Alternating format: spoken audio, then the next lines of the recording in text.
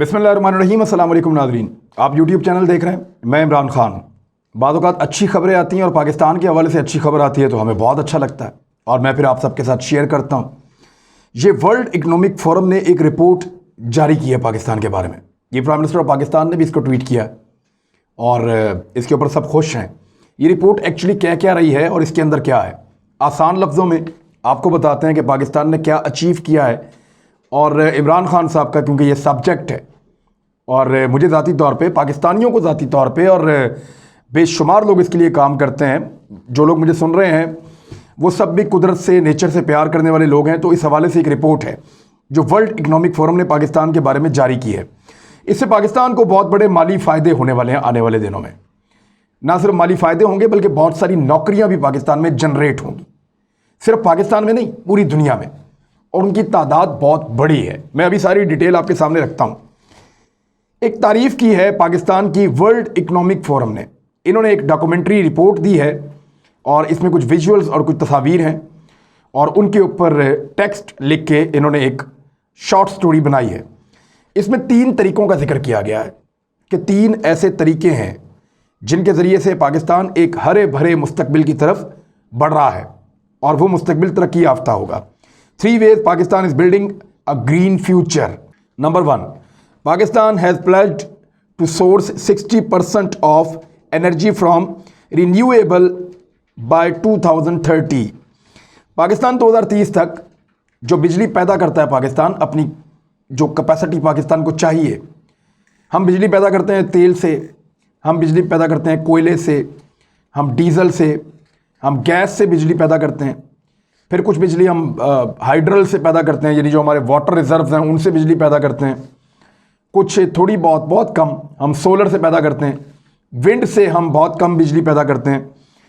तो इसमें इन्होंने ये लिखा है कि पाकिस्तान 2030 तक जो बिजली पैदा करता है उसमें वो तमाम चीज़ें जो पोल्यूशन पैदा करती हैं या जो फ़िज़ाई आलूदगी का बायस होती हैं, पाकिस्तान उनमें से 60% को ख़त्म कर देगा और रिन्यूएबल पाकिस्तान बिजली बना रहा होगा 2030 तक, यानी वो बिजली जिसमें पोल्यूशन पैदा नहीं होती, आपको एनर्जी को जलाना नहीं पड़ता, आप डायरेक्ट कुदरत से बिजली पैदा करते हैं। यानी वाटर का फ्लो है, पानी, बिजली पैदा हो रही है, सूरज की रोशनी है, बिजली पैदा हो रही है, हवा चल रही है, तो विंड के मंसूबे, बिजली पैदा हो रही है।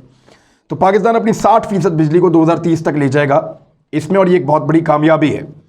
It has cancelled coal projects replacing them with hydro electric power. ये मैं वही आपसे बात कर रहा हूँ कि उन्होंने कहा जी अपने पाकिस्तान ने तमाम आने वाले वक्त में जितने भी कोयला से बिजली बनाने वाले मंसूबे उन सबको कैंसिल करना शुरू कर दिया है और उसकी जगह पे जो पानी से बिजली बनने वाले मंसूबे हैं उनको लेकर आ रहा है। इसके बाद जो दूसरा पाकिस्तान ने तरीका अपनाया है या दूसरा पाकिस्तान ने कारनामा किया वो ये है कि it has created more than 85,000 green jobs. कि इमरान खान साहब की हुकूमत ने 85,000 से ज़्यादा सब्ज नौकरियां पैदा की हैं, ग्रीन जॉब्स, यानी ऐसी नौकरियां पैदा की हैं जिनका ताल्लुक जंगलात के साथ है, नेचर के साथ है, कुदरत के साथ है, पौधों के साथ है। तो ऐसी 85,000 नौकरियां पाकिस्तान ने पैदा की हैं गुज़िश्ता चंद सालों में, चाहे वो खैबर पख्तूनख्वा में हो, जिन्हें सबसे ज़्यादा नौकरियां खैबर पख्तूनख्वा में पैदा हुई हैं, पंजाब में बहुत कम है और पंजाब ने इस पर ज़्यादा तवज्जो अभी नहीं दी है, लेकिन प्राइम मिनिस्टर ऑफ पाकिस्तान ने ओवरऑल इसको संभाला दिया है। इसमें आगे इस रिपोर्ट में ये बताते हैं कि from plant care to the protection of forest, it's training 5,000 young people to be nature guardians. वो कुछ 5,000 नौजवानों को तरबियत दे रहे हैं कि वो नेचर गार्डियंस बने, यानी कुदरत का तहफ़्फ़ुज़ करने वाले बने। और इसके अलावा वो उनको तरबियत दे रहे हैं कि वो पौधे लगाने से लेकर जंगलात के तहफ़्फ़ुज़ तक की जिम्मेदारी संभालें। तो इसको एक नौकरियों में कन्वर्ट कर रहा है, रोज़गार में कन्वर्ट कर रहा है। पाकिस्तान का इस वक्त का जो वज़ीर-ए-आज़म है या उनकी जो टीम है वो इस पे काम कर रहे हैं। इस पे वो अमीन असलम बहुत काम करते हैं, मलिक अमीन असलम, और उनके साथ कुछ और बड़े अच्छे कारकुन हैं जो काम करते हैं। मैंने अपने तौर पे बहुत प्लांटेशन करवाई है दोस्तों के साथ जाकर, बल्कि तस्वीरें थोड़ी सी आपसे शेयर भी कर लेता हूँ, ताकि ये इसलिए नहीं है कि मैं कुछ शौकी मार रहा हूँ, मैं आपको बता रहा हूँ ये हम सबको करना चाहिए। मैं अपने बच्चों के साथ जाके पौधे लगाता हूँ, खुद भी लगाता हूँ। अभी हमारा सीज़न ख़त्म हो रहा है पौधे लगाने का, अब दोबारा शुरू हो जाएगा जुलाई के इख्तिताम पे, तो ये अगस्त में जाएगा, फिर सितंबर में होगा, फिर ख़त्म हो जाएगा सर्दियों में। तो ये हमें साल में 2 दफ़ा मौका मिलता है पौधे लगाने का, तो जितने आप लगा सकते हैं आपको लगाने चाहिए। मैं पूरे पंजाब के विजिट करता रहा हूँ, इससे दूर ज़्यादा मैं नहीं जा सका क्योंकि इतना मौका नहीं मिलता, इतना टाइम नहीं होता, लेकिन पंजाब के तकरीबन तमाम शहरों में मैं गया हूँ और वहाँ जाके मैंने प्लांटेशन लोगों के साथ, दोस्तों के साथ मिलकर की है। तीसरा जो इस गवर्नमेंट ने किया, जो वर्ल्ड इकोनॉमिक फोरम ने बताया, वो ये है कि इन्वेस्टिंग इन ग्रीन स्पेस, कि पाकिस्तान इसके अंदर इन्वेस्ट करना शुरू हो गया ग्रीन स्पेस के अंदर। जो बैनुल-अक़वामी प्रोजेक्ट्स हैं, जो दुनिया को ग्रीन करना चाहते हैं, दुनिया को तबाही से बचाना चाहते हैं, क्लाइमेट चेंज से महफूज रखना चाहते हैं, पाकिस्तान उसका हिस्सा बन रहा है। Pakistan has attracted $180 million in funding.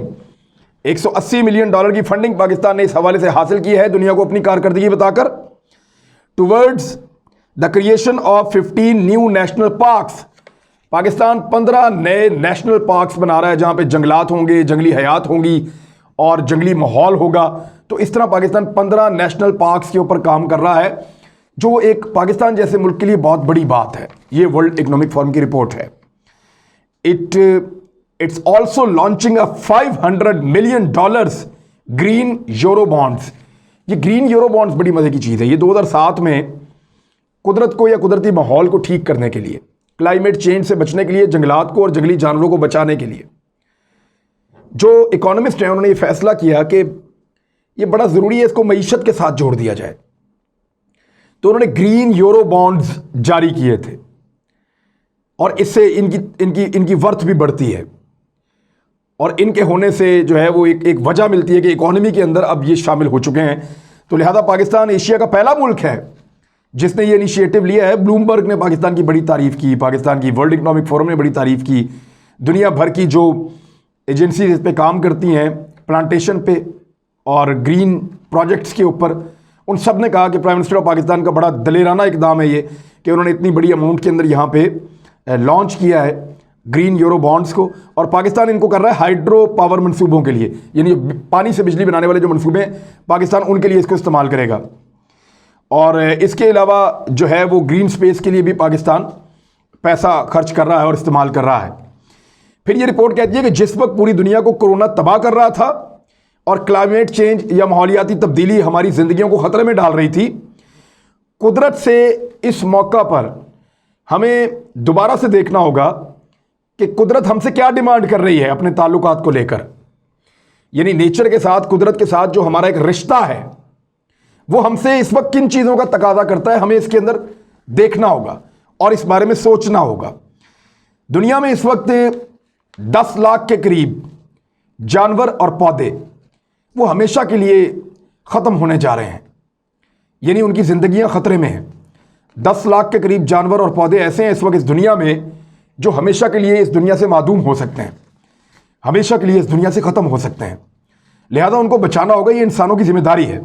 मैं आपको एक मिसाल दे देता हूँ। ये जो हमारा सॉल्ट रेंज है ना, यहाँ पे भेड़िया हुआ करता था एक दौर में बहुत ज़्यादा, यहाँ रीछ भी हुआ करते थे। एक इकोसिस्टम था जिसमें इंसान भी रहते थे, इंसान अपनी खेती बाड़ी भी करते थे, उनके जानवर भी पलते थे और यहाँ पे झीलों में मछलियाँ भी होती थी और यहाँ पे ये रीछ और भेड़िए भी होते थे, उड़ियाल और हिरन भी होते थे।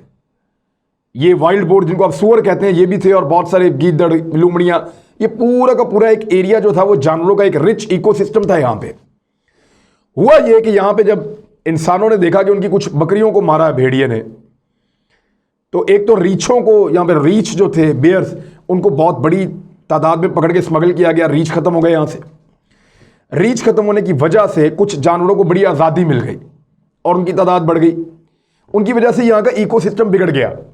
मिसाल के तौर पे भेड़ियों ने जब यहाँ पे कुछ लोगों के जानवरों को खाया तो यहाँ के लोगों ने इसको एक जिम्मेदारी समझते हुए भेड़ियों को मारना शुरू कर दिया और इतनी बड़ी तादाद में भेड़ियों को मारा, इतनी बड़ी तादाद में भेड़ियों को मारा कि मैंने अपनी सॉल्ट रेंज में मैं शिकार खेलता हूँ तीतर का, तो इतना लंबा अरसा गुजर गया है तो मैंने अपनी ज़िंदगी में वहाँ पे भेड़िया एक आध दफ़ा एक झलक देखी है बस, क्योंकि इन्होंने बहुत बड़ी तादाद में भेड़ियों को मारा।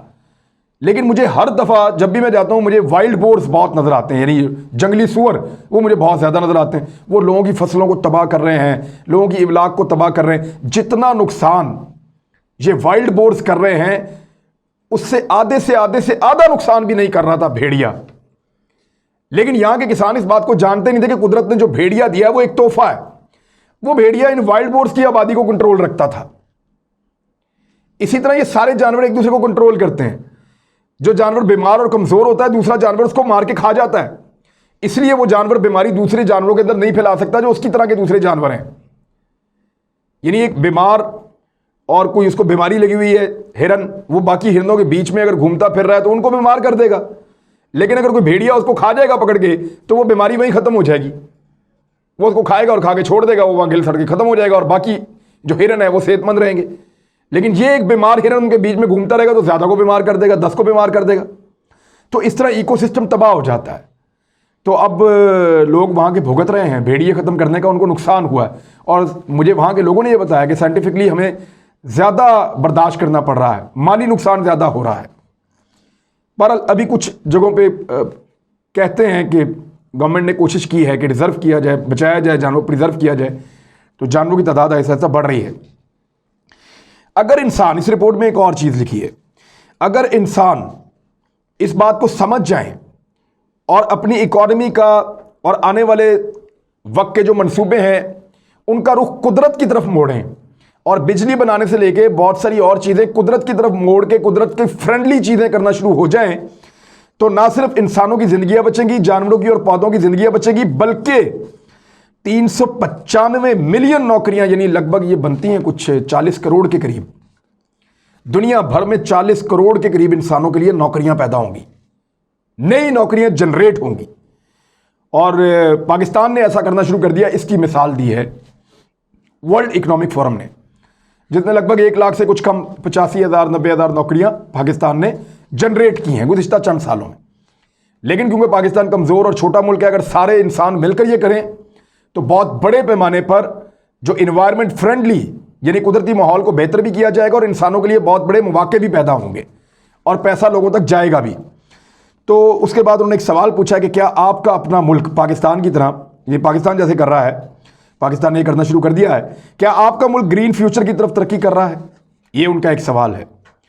और इसके अलावा मैं कुछ चीज़ें आपके सामने रखूं पाकिस्तान के हवाले से जो बड़ी इंपॉर्टेंट है कि पाकिस्तान तारीख में सबसे ज़्यादा संजीदा हुआ है अगर कभी जंगलात को बचाने के लिए और जंगलात लगाने के लिए, तो ये अब हुआ है। क्योंकि इमरान खान साहब इसको तवज्जो देते हैं, वो खुद भी शिकारी रहे हैं माजी में, जंगलों में बहुत घूमते रहे। तो जितने शिकारी हैं वो सबसे अच्छे प्रिजर्व करने वाले होते हैं। जो शिकारी होता है वो सबसे अच्छा जानवरों का तहफ़्फ़ुज़ भी करता है, क्योंकि वो जानता है कि जंगल क्या है, जानवर क्या है, उसको क्या चाहिए। तो जितनी बड़ी बड़ी दुनिया के अंदर इस वक्त नेशनल पार्क्स बने हुए हैं, उनके अंदर जो बेहतरीन लोग काम करने वाले हैं बुनियादी तौर पे वो शिकार के बैकग्राउंड से आए हुए हैं।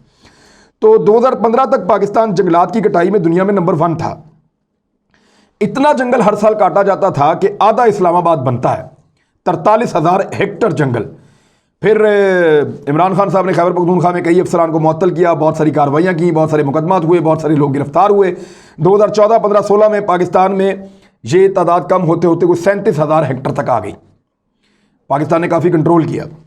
लेकिन 2016 के बाद दोबारा से ये बढ़ना शुरू हो गई और एक वक्त आया था कि 2019 में ये कहा गया कि पाकिस्तान में WWF और दीगर रिपोर्टों के मुताबिक पाकिस्तान इस वक्त दुनिया में नंबर 1 पे दोबारा चला गया है, जहां पे जंगलात कट रहे हैं। फिर 2019 से लेकर 2020 के अगस्त तक पाकिस्तान ने बड़ी मेहनत की और पहले से 6ठे नंबर पे गया। इस वक्त पाकिस्तान की पोजीशन भारत से भी बेहतर है। इस वक्त पाकिस्तान की पोजीशन एशिया में जबरदस्त है और पाकिस्तान जंगलात की कटाई रोकने और नए जंगलात लगाने के अंदर बहुत तेजी से आगे बढ़ रहा है, काम कर रहा है। लेकिन इसके बावजूद पंजाब अभी काफी पीछे। अभी हाल ही में आपने देखा दरिया के किनारे क्या हुआ, जनूबी पंजाब में एक बहुत बड़े जंगल को आग लगाई गई। टिम्बर माफिया काम कर रहा है, जमीनों पे कब्जे हो रहे हैं, जंगलात की कटाइयां हो रही हैं। ना सिर्फ जनूबी पंजाब में हो रही हैं बल्कि पंजाब के बहुत सारे जंगलात को अभी भी काटा जा रहा है खुफिया तरीके से। सॉल्ट रेंज के अंदर कुछ कंट्रोल किया है लोगों ने और वो लोगों को समझ आई है। कुछ अटक और इसके आसपास के लोगों ने भी काम किया है। लेकिन जो मैदानी इलाके हैं पंजाब के या जो सराइकी पट्टी है, वहां पे अभी भी कटाइयां नहीं रुक पाई अनफॉर्चुनेटली।